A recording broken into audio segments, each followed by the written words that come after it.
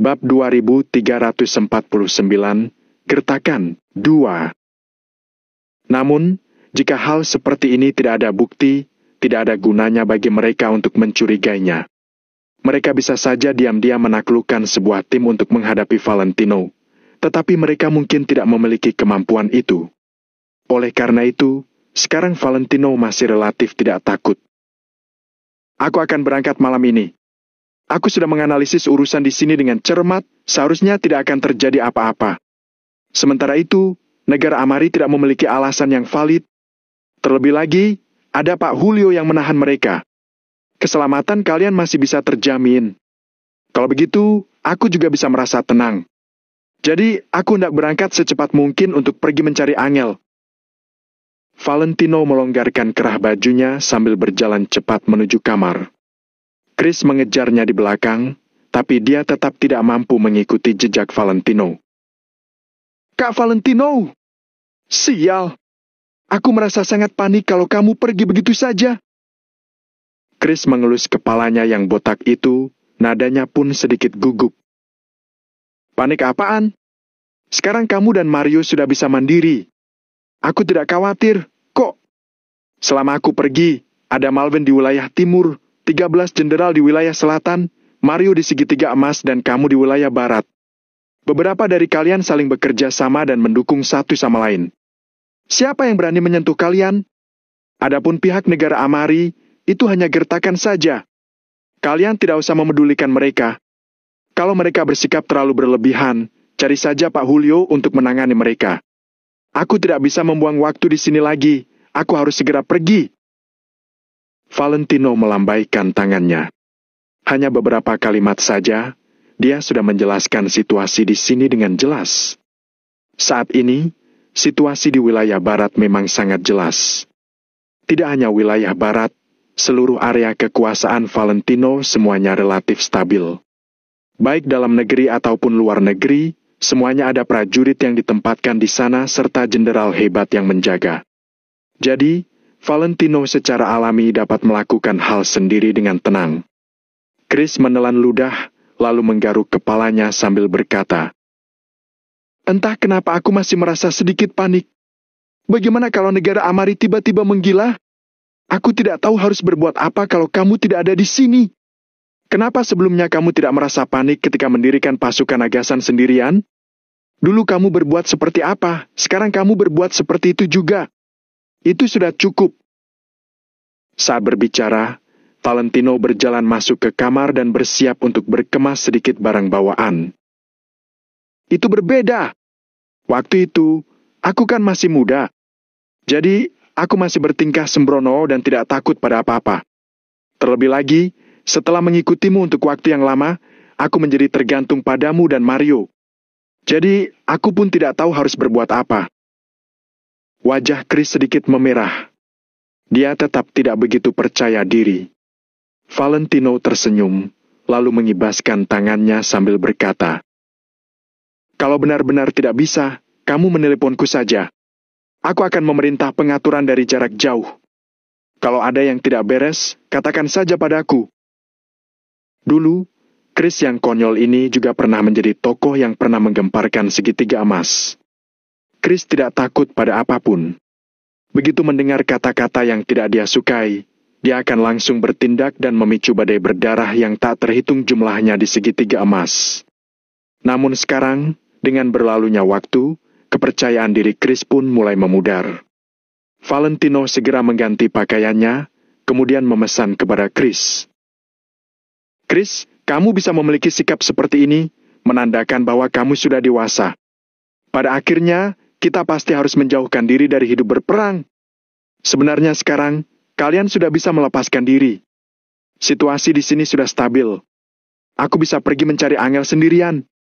Kamu dan Mario juga boleh kembali ke negara Nagon setelah selesai mengatur semua urusan di sini. Ini, baiklah. Chris menggertakkan giginya sedikit dan akhirnya mengangguk. Valentino mengulurkan tangan untuk memukul Chris, lalu tersenyum sambil memarahi. Sudahlah, sebagai seorang pria jangan bimbang. Bukan, Kak Valentino. Aku masih merasa negara Amari bukan sedang menggertak. Kamu bilang mereka tidak punya alasan. Waktu itu, John membawa pasukan dari beberapa negara dan hendak menyerang kita di wilayah selatan. Kemudian, kita sudah membunuh begitu banyak orang. Menurutmu, apakah di antaranya ada tentara dari negara Amari? Kalau negara Amari menggunakan hal ini sebagai alasan, kita sama sekali tidak bisa membantahnya. Setelah berpikir sejenak, Chris tetap merasa khawatir. Apa mereka berani? Dalam hal wilayah selatan itu, mereka hanya bisa memilih untuk menahan diri. Kita berperang melawan bandit wilayah selatan, sementara John malah diam-diam mengirim pasukannya untuk mendukung mereka.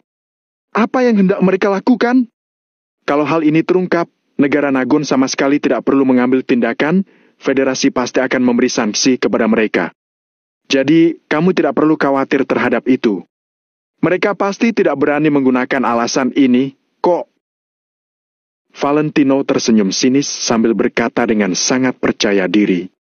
Bagaimanapun juga, negara Amari tidak akan berani menggunakan alasan ini. Mereka hanya bisa menelan kerugian di wilayah selatan secara diam-diam. Sudahlah, kamu panggil mereka semua ke sini. Aku akan mengatur langkah selanjutnya untuk kalian. Valentino mengibaskan tangannya sedikit. Dia tetap tidak memedulikan negara Amari. Sampai sekarang, Valentino masih berpikir bahwa negara Amari hanya ingin menakutinya agar dia bisa menarik pasukan dari wilayah barat. Setelah itu, mereka akan mengirim orang untuk mengambil alih tempat ini. Bagaimanapun juga, tanah kekacauan di wilayah barat adalah titik pertahanan pertama bagi negara Amari untuk menuju ke negara Nagon. Karena itu, wilayah barat selalu menjadi tempat perebutan semua negara. 20 tahun yang lalu, Tuan Besar Wijaya pernah memimpin orang-orang untuk berperang di sini. Pada akhirnya, kedua belah pihak sama-sama tidak dapat menanggung kerugian perang. Jadi, mereka pun bernegosiasi dan mencapai kesepakatan untuk menjadikan tempat ini sebagai tanah tanpa tuan. Oleh karena itu, sangat wajar kalau negara Amari ingin menguasai tempat ini.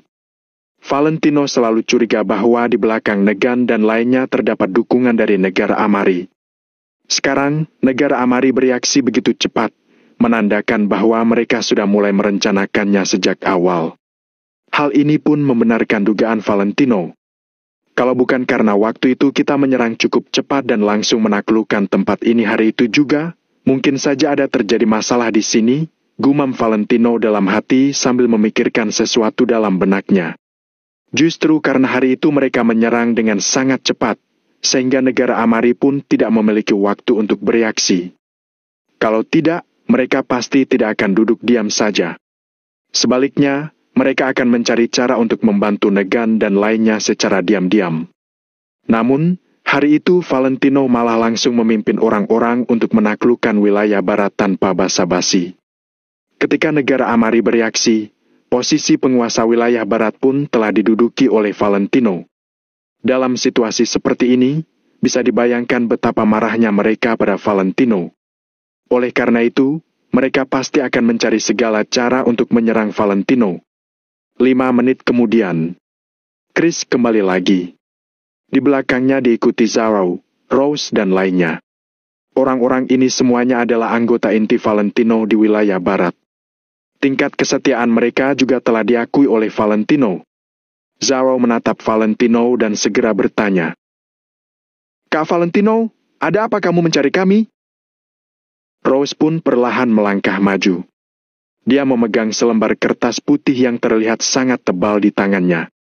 Valentino melambaikan tangannya, lalu melihat ke arah kertas yang berada di tangan Rose. "Mari kita bicarakan nanti. Apakah ini adalah peta?" "Ya, aku menyelesaikannya dalam waktu semalam, karena takut kamu ingin menggunakannya segera." Rose mengangguk sambil memberikan peta itu kepada Valentino. Bab 2350, Bahaya Tersembunyi, 3.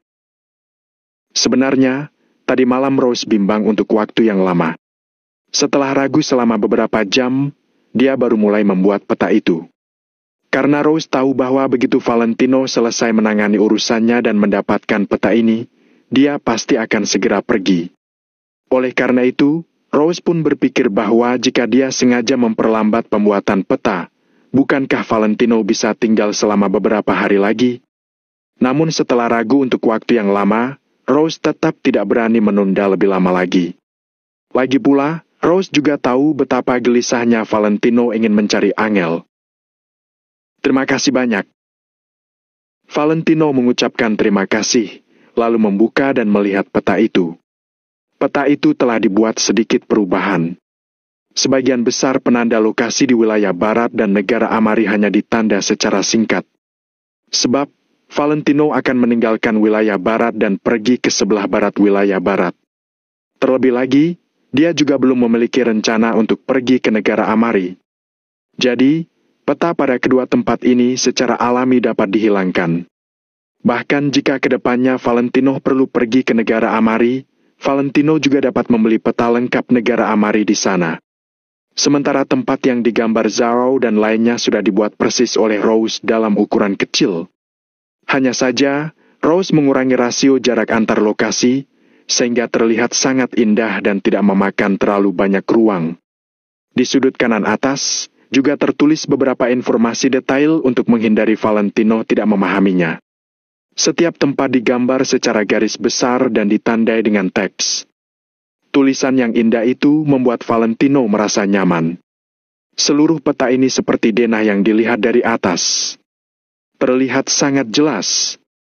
Terlebih lagi, Rose juga sangat teliti. Dia merekatkan film plastik di atas peta itu. Kalau tidak, kertas biasa yang terlalu sering dipakai pasti akan rusak. Bagus sekali. Terima kasih. Valentino perlahan menyimpan peta itu, lalu mengucapkan terima kasih dari lubuk hatinya. Rose sedikit melambaikan tangannya sambil berkata dengan acuh tak acuh. Sama-sama. Melihat penampilan Valentino, Zhao dan lainnya sudah bisa mengetahui tindakan Valentino selanjutnya. Tampaknya, Valentino sudah hendak pergi. Namun, mereka semua tidak akan mengatakan apapun untuk menahan Valentino lagi. Perjalanan Valentino kali ini adalah pergi mencari kekasihnya. Jika mereka menghentikan Valentino, bukankah itu berarti sedang menghalanginya untuk menyelamatkan Angel? Karena itu, semua orang terdiam. Singkat cerita, saat ini situasi di wilayah barat juga sudah stabil. Zhao, kamu bantu Chris merencanakan ulang wilayah barat. Titik fokus kalian harus ditempatkan di sini. Setelah Valentino selesai berbicara, Chris dan Zhao buru-buru mengangguk mengerti. Rose, kamu bertanggung jawab atas puluhan kota perbatasan di sekitar wilayah barat. Perdagangan di setiap kota memang tidak seberapa, tapi begitu puluhan kota bergabung bersama, juga merupakan sebuah kawasan bisnis kecil. Bentuklah sebuah rantai ekologi lengkap antara daerah-daerah pedesaan, wilayah barat, serta para pedagang di kota. Menghasilkan uang berada di urutan kedua, yang terpenting adalah kita harus menguasai semua tempat ini. Tempat-tempat ini didapatkan dari hasil pengorbanan nyawa puluhan ribu prajurit Maple Pavilion. Kita tentu tidak boleh membiarkan orang lain mengambilnya. Setelah Valentino selesai berbicara dengan Rose, Rose juga mengangguk mengerti. Selanjutnya, Rose akan membawa pasukan wanitanya untuk menunjukkan kekuatan mereka di puluhan kota kecil di sekitar wilayah barat. Rose berpikir sejenak, lalu menatap Valentino sambil bertanya. Oh iya, Kak Valentino. Sebelumnya, aku sedang memikirkan bahwa apakah kita perlu menagih biaya sewa dengan para pedagang di wilayah barat. Hal ini tidak perlu dipikirkan, tentu saja kita harus menagihnya. Sebagai ketua, kamu harus terlihat seperti ketua. Apa itu ketua? Ketua adalah kita memiliki keputusan akhir di sini. Valentino melambaikan tangannya, kemudian langsung menyuruh Rose untuk melakukannya sesuka hati. Rose mengangguk dan mengingat perkataan Valentino di dalam hatinya. Zhao ragu sejenak, lalu berinisiatif bertanya. Kak Valentino, aku juga punya sebuah pertanyaan. Katakan saja. Valentino melambaikan tangannya, mengisyaratkan Zhao untuk berbicara. Sebenarnya, hal ini masih berhubungan dengan kota kecil di sekitar. Pada dasarnya, setiap kota kecil di sini memiliki beberapa kelompok tentara bayaran. Bahkan kota yang paling kecil dan terpencil pun memiliki 2 atau 3 kelompok tentara bayaran. Setiap kelompok tentara bayaran ini pada dasarnya berjumlah sekitar 100 orang, sementara yang lebih besar memiliki 4 atau 500 orang. Kalau semua kelompok tentara bayaran ini bergabung bersama, jumlah orangnya juga lumayan banyak, jadi... Zhao berhenti sejenak sebelum melanjutkan. Jadi menurutku, haruskah kita menaklukkan mereka semua? Atau langsung melenyapkan mereka? Jangan sampai mereka dimanfaatkan oleh orang lain untuk menyerang kita kelak nanti. Lebih baik langsung mengusir mereka, agar kedepannya tidak menjadi masalah. Setelah Zhao mengatakan ini, pria parubaya di sampingnya dan Chris pun mengangguk. Sekarang di wilayah barat yang besar ini, tanah kekacauan telah sepenuhnya ditaklukkan oleh asosiasi Maple Pavilion. Namun, kota di perbatasan masih sangat kacau, di mana tempat-tempat itu belum sepenuhnya dikendalikan oleh mereka. Dalam beberapa hari ini, Valentino juga sibuk bertemu dengan Master Sunowo dan tidak memiliki waktu untuk menanganinya. Namun, kelompok-kelompok tentara bayaran di kota perbatasan itu memang merupakan sebuah bahaya tersembunyi. Valentino berpikir sejenak, lalu berbalik untuk menatap Rose dan bertanya, "Apakah kamu punya ide?" Bagaimanapun juga, Valentino sudah mengatakan bahwa kota perbatasan di wilayah barat ini akan diserahkan kepada Rose untuk mengurusnya. Sekarang, jika Valentino ingin membuat rencana untuk menyerang kota perbatasan, dia tentu harus menanyakan pendapat Rose. Aku rasa kalau kita ingin mengembangkan kawasan bisnis di sana, orang-orang ini tidak boleh disentuh untuk sementara waktu. Kalau ingin membentuk rantai industri ekologis yang lengkap, kita tidak dapat melakukannya sendiri. Kita memang sangat kuat, tetapi tetap memerlukan keberadaan lain. Dalam rantai industri ekologis ini, para petani, pedagang di kota, serta kelompok-kelompok tentara bayaran yang tersebar ini semuanya sangat diperlukan. Jadi, aku rasa mereka tidak boleh disentuh, setidaknya untuk sementara ini. Setelah Rose melontarkan kata-kata ini, Valentino pun mengangguk ringan. Bahkan Zhao dan Chris juga tiba-tiba sadar. Jika asosiasi Maple Pavilion hanya ingin menyatukan tempat ini, itu sangatlah mudah. Mereka bisa langsung meratakan puluhan kota di sekitar dalam hitungan menit.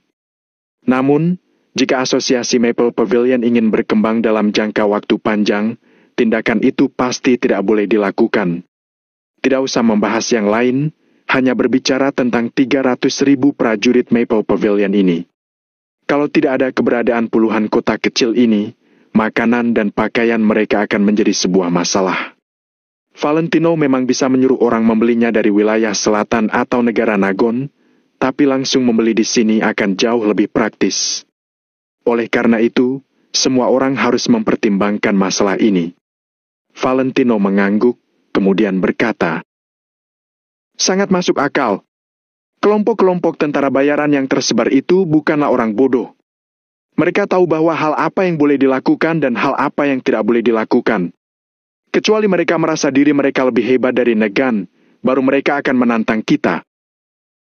Valentino sedikit melambaikan tangannya. Dia teringat dengan hal yang terjadi di daerah pedesaan. Ketika mendengar nama Valentino, ketua kelompok tentara bayaran yang bernama Mouse itu sudah langsung ketakutan hingga mundur untuk menghindari konflik. Bab 2351, bertemu, 4. Walau hatinya hanya meragukan identitas Valentino, Mouse juga tidak berani bertindak sembarangan. Hal ini cukup untuk membuktikan seberapa kuat asosiasi Maple Pavilion saat ini. Jadi, selama mereka bukan orang bodoh, mereka tentu tidak akan pernah menyinggung asosiasi Maple Pavilion. Karena itu, Valentino dan lainnya juga tidak perlu membantai mereka semua. Valentino menatap Rose, sambil berkata dengan ekspresi yang sangat serius. "Jangan khawatir tentang hal di sana. Kalau ada yang bertindak terlalu semena-mena, nanti kita baru memberi mereka pelajaran kepada mereka juga belum terlambat. Kedepannya, puluhan kota kecil ini akan dikendalikan oleh Rose.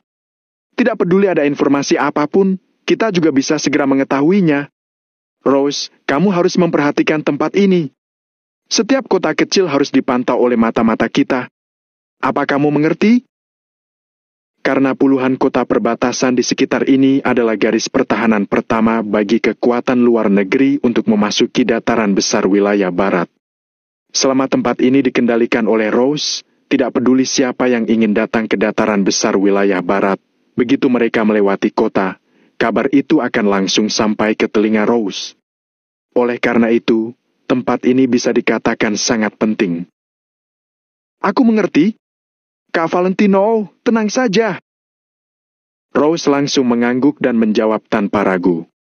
Setelah itu, Valentino mengatur beberapa hal lain lagi dengan mereka sebelum perlahan berhenti.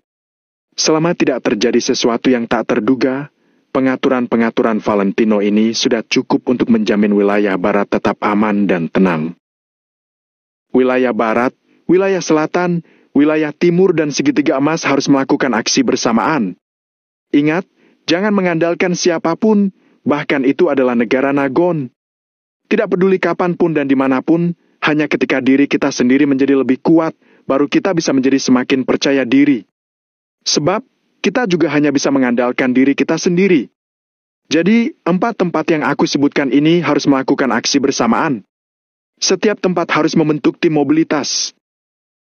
Valentino menyesap teh, kemudian membuat ringkasan. Sarau dan pria paruh baya lainnya saling memandang satu sama lain, lalu bertanya dengan sedikit bingung. Ini, Kak Valentino, apa itu tim mobilitas? Valentino perlahan meletakkan cangkir teh, kemudian berkata kepada Chris. Chris, jelaskan pada mereka. Baik. Chris mengangguk sambil berkata. Terus terang, tim mobilitas adalah tim dengan kecepatan mobilitas paling tinggi. Baik itu memberi dukungan atau menangani beberapa hal mendesak. Tim ini dapat merespons dengan cepat dan bergegas ke tujuan secepat mungkin. Misalnya, kita memiliki tim mobilitas yang terdiri dari 20.000 orang di sini. Kalau wilayah selatan membutuhkannya, mereka dapat berangkat terlebih dahulu dan bergegas untuk memberi dukungan sesegera mungkin.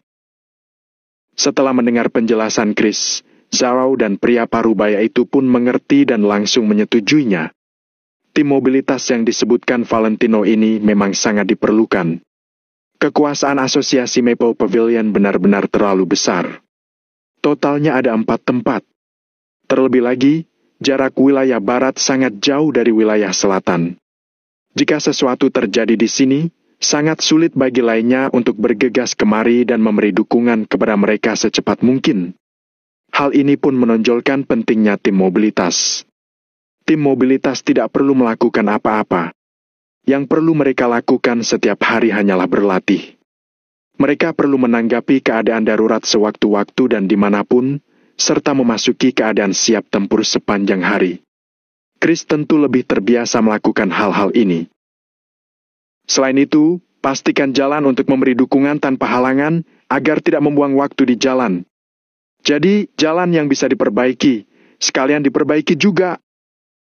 Valentino memijit pelipisnya sambil memperingatkan lagi. Valentino tahu bahwa sekarang Chris dan lainnya pasti bisa mandiri dalam menghadapi sesuatu. Namun, Valentino tetap tanpa sadar ingin mengucapkan beberapa patah kata lagi. Chris melambaikan tangannya sambil berkata dengan sangat serius. Tenang saja, Kak Valentino. Kami pasti akan mengurus hal ini dengan baik. Valentino berpikir sejenak, lalu melihat semua orang sambil bertanya.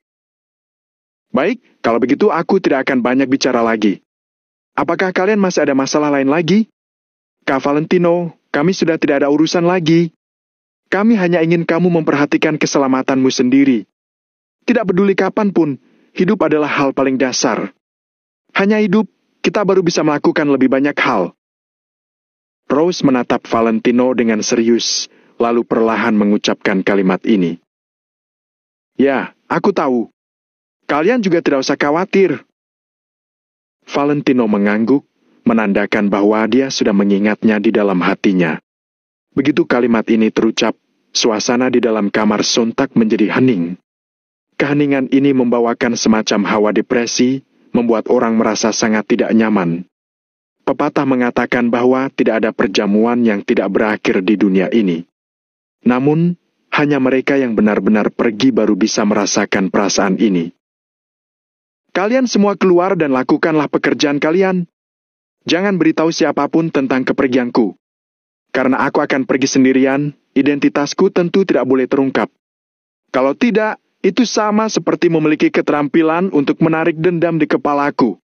Takutnya, aku akan menjadi sasaran di mana-mana. Harus diketahui bahwa para kekuatan luar negeri itu sangat ingin mencabik-cabikku. Valentino tersenyum tipis sambil menertawakan dirinya sendiri.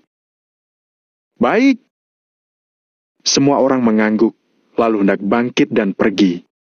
Tepat pada saat ini, ponsel Valentino yang diletakkan di atas meja berdering.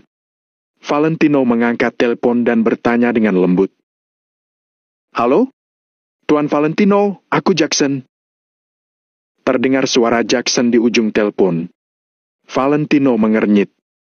Dia tanpa sadar melirik Chris, kemudian tersenyum sambil berkata, akhir-akhir ini, Tuan Jackson sangat sibuk, ya? Dengar-dengar, kamu terus tinggal di negara Amari dan sudah lama tidak kembali ke negara Nagon. Jackson juga tersenyum, lalu berkata, ada urusan yang perlu kutangani di sini. Sekarang, urusan itu juga masih belum selesai.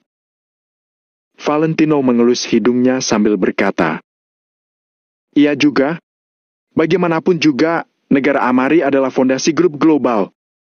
Haha, di mana saja sama, kok? Jackson tertawa terbahak-bahak, lalu tiba-tiba mengubah topik pembicaraan dan berkata, Tuan Valentino, aku ingin bertemu denganmu.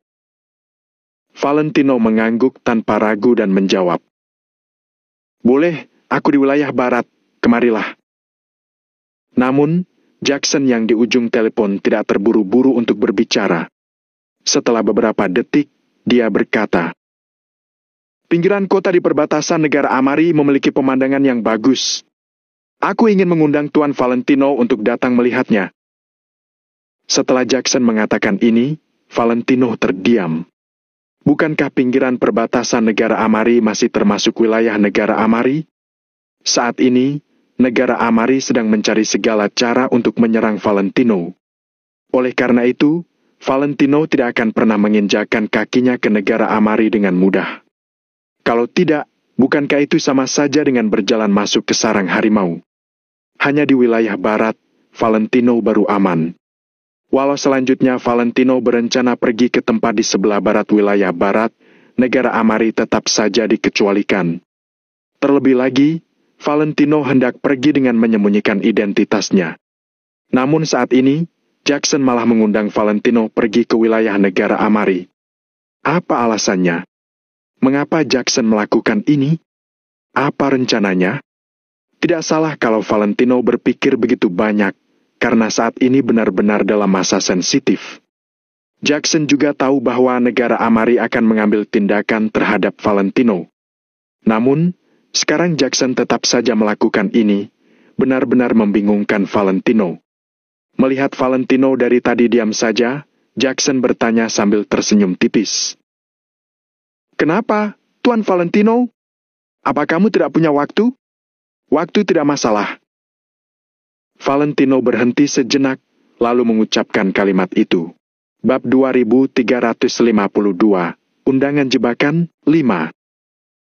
Valentino ingin menunggu Jackson mengatakan hal lain, tapi Jackson hanya tersenyum dan tidak mengambil alih percakapan. Valentino terdiam beberapa detik, lalu berinisiatif bertanya. Tuan Jackson, kamu mencariku untuk urusan apa? Jackson menjelaskan dengan nada tenang. Beberapa waktu yang lalu, kamu sibuk terus. Ketika kamu datang ke negara Amari, aku yang sebagai tuan rumah tentu harus menjamumu, tetapi aku juga tidak berani mengganggumu. Bukannya sekarang kamu sudah punya waktu, jadi aku ingin mengundangmu untuk datang kemari dan duduk? Valentino sedikit mengernyit dan bertanya dengan lembut. Undang aku ke sana untuk duduk? Jackson menyentuh dagunya, lalu berkata sambil tertawa ringan. Ya, aku hanya mengundangmu kemari untuk duduk-duduk. Apakah aku memiliki kehormatan ini? Saat ini, Valentino benar-benar merasa ragu. Jadi, dia tidak langsung menjawab Jackson. Tuan Valentino, nanti aku akan kirimkan lokasinya ke WhatsApp-mu. Aku akan menunggu kedatanganmu, ya. Kalau kamu memang tidak punya waktu, lupakan saja. Jackson menunggu sesaat, lalu mengakhiri panggilan setelah mengatakan kata-kata itu. Valentino juga perlahan meletakkan ponselnya, lalu mengernyit sambil merenung. Melihat ekspresi Valentino yang aneh, Chris pun buru-buru bertanya, "Kak Valentino, ada apa ini? Tuan Jackson mengundangku ke sana untuk duduk-duduk." Valentino tidak menyembunyikannya, dia langsung mengatakan yang sebenarnya. "Tidak boleh! Kamu tidak boleh pergi!" Chris tertegun sejenak, lalu terus melambaikan tangannya. Rose dan lainnya bertanya dengan bingung. "Siapa Tuan Jackson ini?" Chris berhenti sejenak lalu menjawab. "Seorang teman Kak Valentino yang berada di negara Amari. Dia juga cukup berpengaruh di negara Amari." Rose dan lainnya sontak melebarkan mata mereka. "Teman negara Amari mengundang Kak Valentino ke negara Amari untuk membicarakan sesuatu? Tidak boleh! Kak Valentino tidak boleh pergi! Jelas tidak boleh pergi! Bagaimana boleh Kak Valentino pergi ke negara Amari pada saat ini? Pak Julio juga sudah mengatakan bahwa sekarang situasi di sana tidak diketahui. Kita tidak boleh pergi ke sana, apalagi Kak Valentino. Mereka tidak berani datang ke sini sembarangan, tetapi kalau Kak Valentino pergi ke negara Amari, itu adalah wilayah mereka." Dalam sekejap, Chris mereka berempat serempak menasihati Valentino dan tidak mengizinkan Valentino pergi ke sana. "Kalau aku tidak pergi, mungkin hubungan pertemanan kami akan berakhir." Valentino terdiam sejenak, lalu perlahan mengangkat kepalanya untuk menatap semua orang. Bagi Valentino, pergi atau tidak pergi adalah sebuah pilihan yang sulit. Kalau Valentino pergi, begitu keberadaannya diketahui oleh negara Amari, mereka bisa menuduh Valentino sembarangan dan mengendalikan kebebasan Valentino. Namun jika Valentino tidak pergi, dapat dibayangkan bahwa hubungan antara Valentino dan Jackson pasti akan muncul retakan besar. Oleh karena itu, Valentino benar-benar harus mempertimbangkan hal ini dengan hati-hati. Chris membelalakan matanya sambil bertanya pada Valentino. "Kak Valentino, di saat seperti ini, tidak usah memedulikan hubungan pertemanan lagi. Bukannya aku ingin memarahimu. Bagaimana kalau Jackson bekerja sama dengan negara Amari untuk menjebakmu?" Valentino sedikit mengernyit. Sebab, juga ada kemungkinan ini. "Kak Valentino, aku juga merasa bahwa situasi saat ini tidak terlalu baik. Kalau kamu pergi ke negara Amari, momen ini jelas tidak cocok." Rose mengerutkan dahinya. Dia juga ikut memberikan saran. Mereka berempat semuanya menentang Valentino pergi ke sana. Valentino mengernyit pelan, lalu menyalakan sebatang rokok sambil berkata, "Aku merasa bahwa Tuan Jackson memintaku ke sana pasti ada makna khusus. Mungkin hal ini berhubungan dengan apakah situasinya akan berubah menjadi lebih baik." Chris sama sekali tidak mendengar apa yang dikatakan Valentino. Dia langsung berkata dengan tegas, "Tidak, kamu tidak boleh pergi. Sudah jelas ini adalah sebuah undangan jebakan. Kalau kamu pergi, kamu pasti akan dalam bahaya. Tidak boleh pergi. Benar-benar tidak boleh pergi." Rose dan lainnya juga menyetujui perkataan Chris. "Dengarkan aku." Valentino sedikit mengerutkan kening. Chris dan lainnya pun segera menutup mulut mereka. "Hal yang bisa kalian pikirkan, Tuan Jackson tentu juga bisa memikirkannya. Tapi dia tetap melakukan ini, pasti ada makna lain di dalam ini. Kalian coba pikir, dia jelas tahu kalau aku tidak akan pergi, tapi kenapa dia masih ingin mengundangku ke sana? Tidak peduli apapun alasannya, aku harus pergi ke sana secara pribadi." Ucapan Valentino ini tidak menerima penolakan. Dia sama sekali tidak memberi Chris dan lainnya kesempatan untuk membantah. Chris hendak berbicara, tapi dia juga disela oleh Valentino dengan lambaian tangan. Valentino perlahan berdiri, lalu melihat ke arah luar jendela sambil berkata, "Kalau begitu, aku akan pergi menemuinya. Aku akan melihat apakah ini adalah sebuah undangan jebakan atau sesuatu yang lain."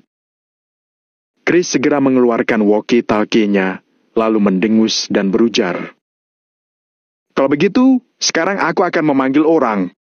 Aku akan menunggu di luar dengan membawa 100.000 orang. Jangan buat ulah. Aku akan pergi sendiri. Kalau Tuan Jackson tidak hendak berurusan denganku, aku tentu tidak perlu membawa orang. Akan terlihat lebih tulus kalau aku pergi sendirian. Kalau dia ingin berurusan denganku, Bahkan kita membawa 200.000 orang pun tidak akan cukup. Jadi, ikuti saja perintahku. Valentino berkata sambil melonggarkan kerah lehernya. Setelah itu, dia mengambil kunci truk dan berjalan keluar. Semua orang langsung mengerutkan kening mereka, tetapi mereka tidak berani menghentikan Valentino. Rose melangkah maju dan berteriak pada Valentino. Aku pergi bersamamu sebagai asisten wanitamu saja. Tidak ada yang akan mengatakan apa-apa, kok. Valentino berhenti sejenak. Setelah itu, dia tidak menolak, melainkan hanya mengangguk ringan. Chris segera menoleh untuk melihat Rose, lalu berkata dengan serius. Rose, kalau ada yang tidak beres, segera kirim informasinya kembali. Jangan khawatir. Selama aku ada, tidak akan ada masalah yang terjadi pada Kak Valentino, kok. Sekalipun terjadi sesuatu, aku yang akan menanggungnya terlebih dahulu. Rose mengangguk, lalu mengikuti langkah kaki Valentino. Valentino menemukan lokasi yang dikirim oleh Jackson. Setelah memastikan lokasinya, Valentino pun langsung melaju ke tempat tujuan. Negara Amari. Di pinggiran kota dekat perbatasan. Sebuah villa rekreasi yang bernama Villa Weizen menempati area yang luas. Villa ini mengintegrasikan akomodasi, makanan, hiburan, bisnis, dan proyek lainnya. Strukturnya sangat lengkap. Dekorasinya mewah, kelasnya juga sangat tinggi. Orang yang bisa datang ke sini adalah orang kaya dan terhormat. Terlebih lagi, harus menjadi anggota di sini. Sementara kalau ingin memiliki kualifikasi untuk mengajukan keanggotaan, orang itu harus memiliki kekayaan lebih dari 10 miliar rupiah. Namun meski begitu, popularitas di sini tetap sangat tinggi. Tenang dan nyaman, benar-benar tempat yang bagus untuk perkembangan diri. Di parkiran depan pintu, terparkir banyak mobil mewah. Harga yang terendah juga sudah lebih dari 1 miliar. Di sini, kalau kamu mengendarai mobil Maserati, juga tidak akan menarik perhatian orang lain. Karena mobil seperti itu terlalu umum dan banyak. Namun jika kamu mengendarai sebuah truk biasa, itu akan terlihat sangat menonjol. Sementara saat ini, sebuah truk sedang perlahan melaju ke sini. Berhenti! Seorang warga negara Amari yang mengenakan seragam satpam segera melangkah maju dan melambaikan tangannya kepada truk. Kemudian, satpam itu melangkah maju lagi dan berbicara ke arah truk itu dengan menggunakan bahasa negara Amari. Valentino tentu bisa mengerti ucapannya. Satpam itu sedikit mengernyit, lalu berteriak. Kalau mau antar barang lewat jalan belakang, bukan dari sini. Jendela truk diturunkan perlahan, Valentino pun melirik ke arah luar. Valentino menoleh untuk melihat Rose sambil bertanya. Kamu yakin tempatnya di sini? Bab 2353, Mencari Mati, 6. Setelah memeriksa alamat yang dikirim oleh Jackson, Rose langsung mengangguk yakin.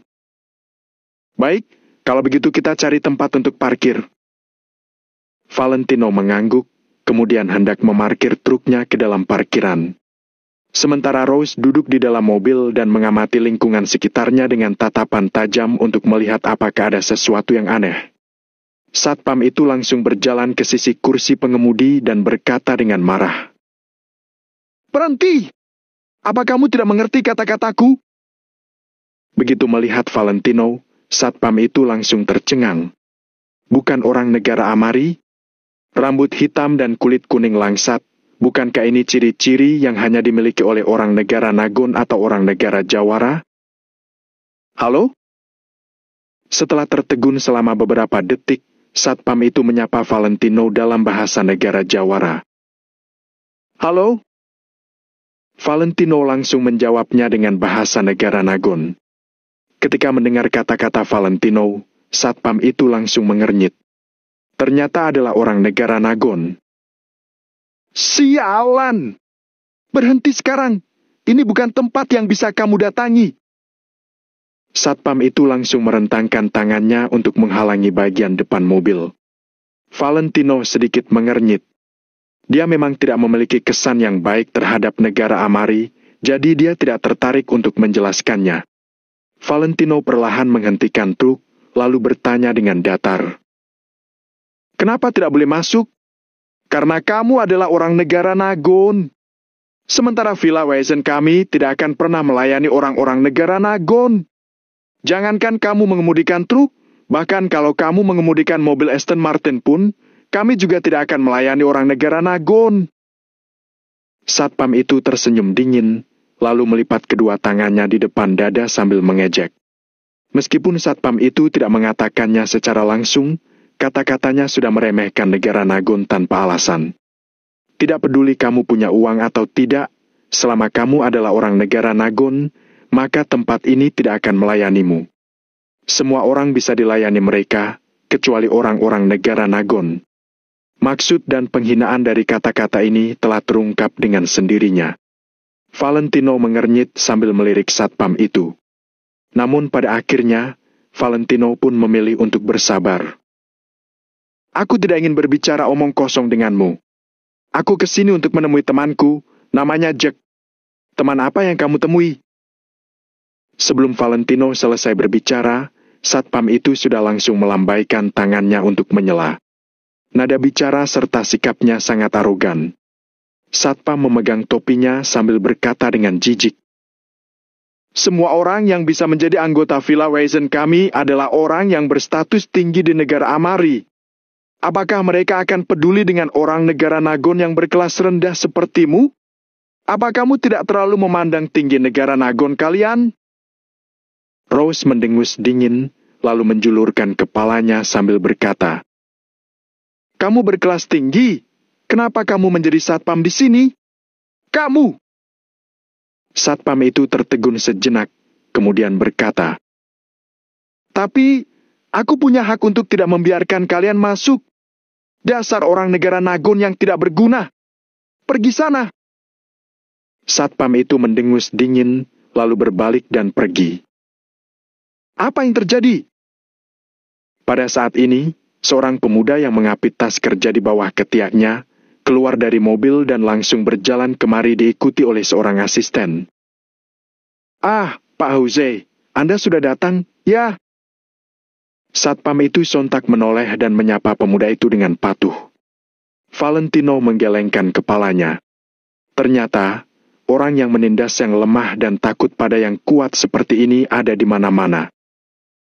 Apa yang terjadi? Jose sedikit mengernyit, lalu melirik truk milik Valentino. Begini, Pak Jose, orang negara Nagon ini melihat tempat kita dibangun dengan baik, jadi dia ingin masuk untuk merasakannya. Tapi, bukankah Anda sudah memesan pada saya bahwa kita tidak melayani orang negara Nagon? Hei. Ucap satpam itu sambil tersenyum pada Jose seperti sedang mengharapkan pujian. Wajahnya juga penuh dengan ekspresi menyanjung. Mendengar ini, Jose pun melirik Valentino, kemudian tersenyum hina. Kenapa? Orang negara Nagon tidak bisa mengerti bahasa manusia? Sini tidak melayani orang negara Nagon. Cepat pergi. Jose melambaikan tangannya, seolah sedang mengusir lalat. Aku akan menelpon temanku. Valentino sedikit mengernyit. Dia sedang berpikir, apakah hal ini sengaja diatur oleh Jackson? Jose mendengus dingin, lalu menepuk tas kerjanya sambil berkata, Kalau mau menelepon, jangan telepon di sini. Ini adalah tempat kami. Sementara orang negara Nagon tidak diizinkan menginjakan kaki di tempat kami. Apa kamu mengerti? Valentino mengabaikan pemuda itu dan langsung mengeluarkan ponselnya. Pada saat ini, Valentino melihat seorang pria parubaya berlari keluar dari gerbang Villa Weisen. Pria parubaya itu melihat sekeliling, kemudian langsung berjalan menghampiri Valentino. Valentino perlahan meletakkan ponselnya. Tampaknya, orang yang diatur Jackson untuk menjemputnya sudah datang. Kenapa? Bukannya kamu hendak menelepon? Ayo telepon. Aku ingin melihat orang bodoh mana yang berteman dengan sampah negara Nagon sepertimu. Besok, aku akan memasang sebuah tanda di sini. Orang negara Nagon dan anjing tidak diizinkan masuk. Hahaha. Jose tertawa terbahak-bahak, lalu berbalik dan hendak masuk ke dalam villa. Saat Jose berbalik, dia tiba-tiba merasakan ada sebuah bayangan hitam yang menyerang ke arahnya. Plak! Detik berikutnya, suara tamparan keras langsung menggema di tempat. Bu! Bu! Bu! Setelah itu, Jose menutup wajahnya dengan satu tangan sambil terus melangkah mundur. Jose dan satpam itu, termasuk asisten Jose, seketika membelalakan mata mereka. Tempat ini adalah Villa Raisin. Sebagai manajer di sini, Jose memiliki kekuatan nyata, juga memegang sejumlah besar saham. Tidak berlebihan untuk mengatakan bahwa di Villa Raisin ini, hanya kedudukan segelintir orang yang bisa setara dengan Jose. Namun sekarang, siapa yang berani menampar Jose? Tidak peduli siapapun orang itu, hari ini dia pasti akan mati. Jose menutup wajahnya sambil berteriak pada pria paruh baya itu. Sialan! Siapa kamu? Apa kamu sedang cari mati? Minta maaf pada Tuan Valentino. Namun, pria paruh baya itu malah menatap Jose dengan ekspresi dingin.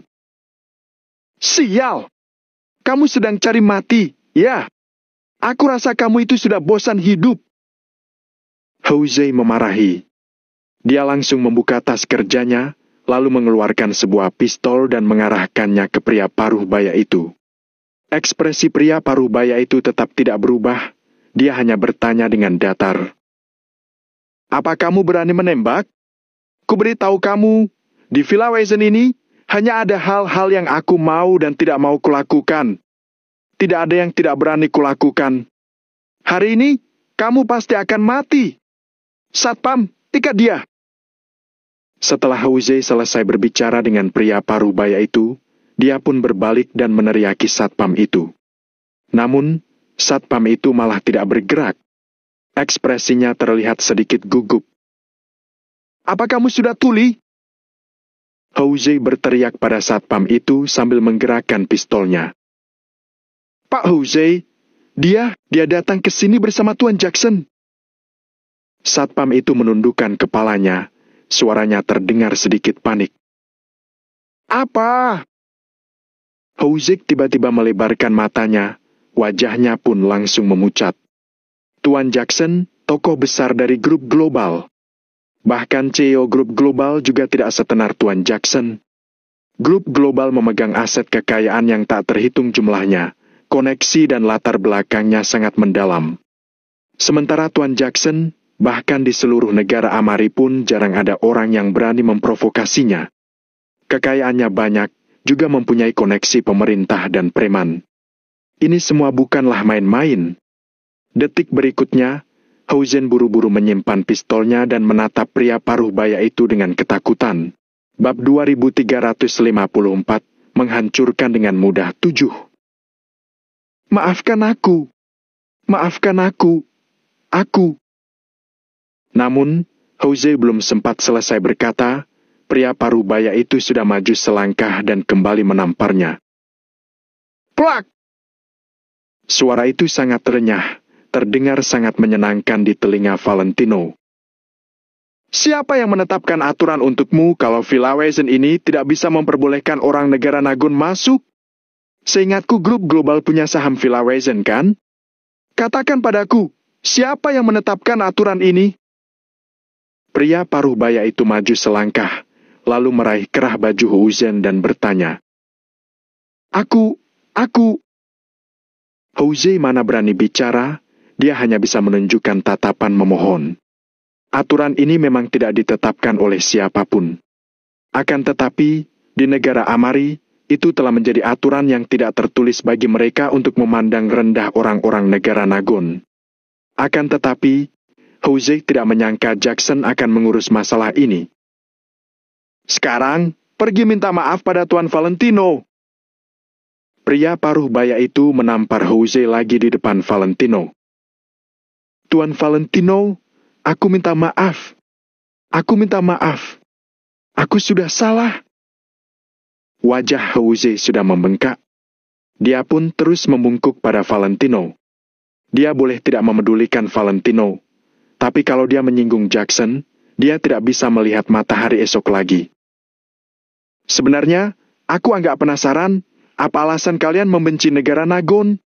Apakah karena negara Nagon tidak menyanjung kalian seperti beberapa negara lainnya? Valentino memandang Hauze dengan tatapan datar sambil bertanya dengan lembut. Sedangkan wajah Hauze langsung memerah. Dia tidak berani mengucapkan sepatah kata pun. Dalam hatinya, memang itulah yang dia pikirkan. Negara Amari cukup kuat dalam hal kemiliteran dan aspek lainnya. Bahkan mata uang negara Amari lebih mahal daripada banyak negara. Oleh karena itu, ada banyak negara yang cukup menyanjung negara Amari. Sedangkan selama ini, negara Nagon tidak pernah melakukan hal seperti itu. Kalau kamu mau, kamu boleh berteman denganku, tetapi kalau kamu mau aku bersujud padamu, itu tidak mungkin. Bagi Hauze dan yang lainnya, negara Nagon adalah negara terbelakang. Tidak ada yang bisa diminta dan masih sangat sombong. Karena itulah mereka membenci negara Nagon. Sepertinya aku benar. Kalian selalu berpikir bahwa negara Nagon harus menjilat negara kalian. Tapi yang ingin kukatakan padamu adalah, kalian tak perlu memikirkan hal semacam ini. Kami tidak hanya tidak akan menyanjung negara kalian, tapi begitu ada kesempatan, aku bahkan akan menghancurkan negara kalian dengan mudah. Ketika Valentino mengatakan ini, senyuman bengis pun muncul di wajahnya. Sedangkan Hauze dan yang lainnya, termasuk pria paruh baya itu, semuanya pun terkejut. Valentino sungguh arogan. Kalau ucapannya didengar oleh seseorang yang punya niat jahat, dia mungkin tidak akan bisa meninggalkan wilayah negara Amari. Tuan Valentino, sebaiknya kita segera masuk. Tuan Jackson sudah lama menunggu Anda. Pria paruh baya itu terbatuk, kemudian berjalan ke depan dan berkata. Valentino mengangguk, lalu dia segera mengunci mobilnya dan turun dari mobil bersama Rose. Mobil pikap yang sangat mencolok ini pun menghalangi jalan. Tuan Valentino, mobil Anda. Hauze buru-buru melangkah ke depan sambil memandang Valentino dengan sungkan. Tadinya aku mau masuk ke parkiran, tapi kamu tidak mengizinkanku masuk. Kalau begitu aku parkir saja di sini. Setelah Valentino selesai berbicara, dia berjalan lurus ke depan. Kamu! Siapa yang suruh kamu menghalangi Tuan Valentino masuk ke parkiran? Hauze yang tidak bisa melampiaskan amarahnya ini pun berbalik untuk menampar satpam itu beberapa kali. Segera, wajah satpam itu juga membengkak. Kedua orang dengan wajah merah bengkak itu saling memandang. Pemandangan itu cukup lucu. Tuan Valentino, saya sejak awal sudah menunggu Anda di depan pintu. Tanpa kusangka, mereka tidak mengizinkanmu masuk ke parkiran. Pria paruh baya itu berjalan di samping Valentino dan meminta maaf. Tidak masalah. Valentino melambaikan tangannya, tidak ingin berkata lebih banyak. Pria paruh baya itu tidak lagi berbicara. Sebab, dia juga tidak begitu akrab dengan Valentino. Villa Raisin, di dalam lapangan golf.